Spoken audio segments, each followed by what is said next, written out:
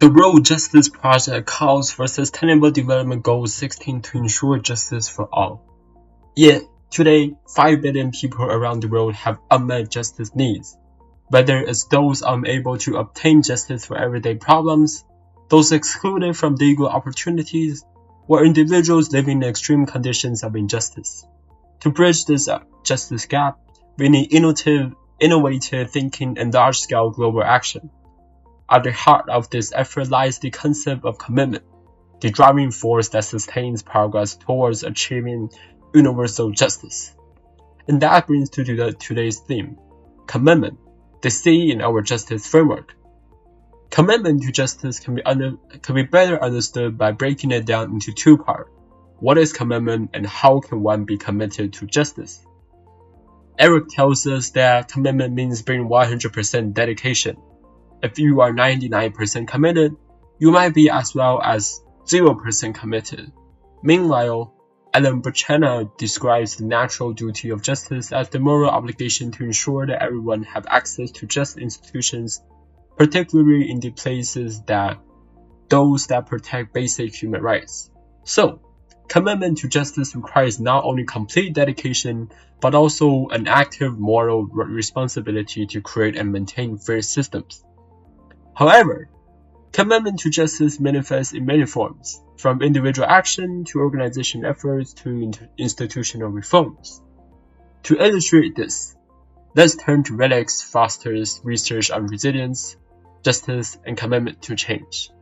Foster's study revealed that procedural justice, fairness in processes, was the strongest factor influencing effective commitment to organizational change. Surprisingly, resistance to change wasn't as much as an obstacle as previously thought.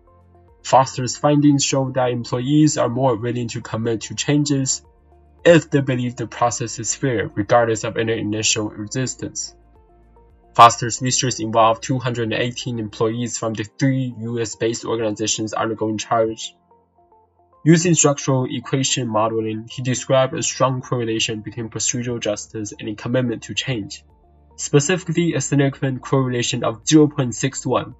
This tells us when people perceive the process as fair, they're emotionally more willing to support and even advocate for change. On the other hand, resistance had only a minor impact on commitment, with a negligible correlation of negative 0.14.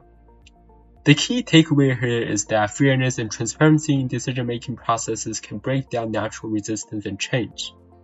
This is especially important in the global context of unmet justice needs. Just as with organization change, commitment to justice on global scale depends on procedural fairness.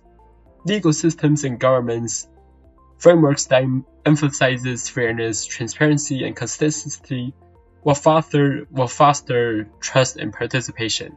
This is how we close the justice gap, by building fair processes that everyone can trust. Achieving justice for all under SDG Goal 16 will require unwavering commitment. Supported by fairness in our legal systems and governance, this is the pathway to a just and equitable world. Thank you.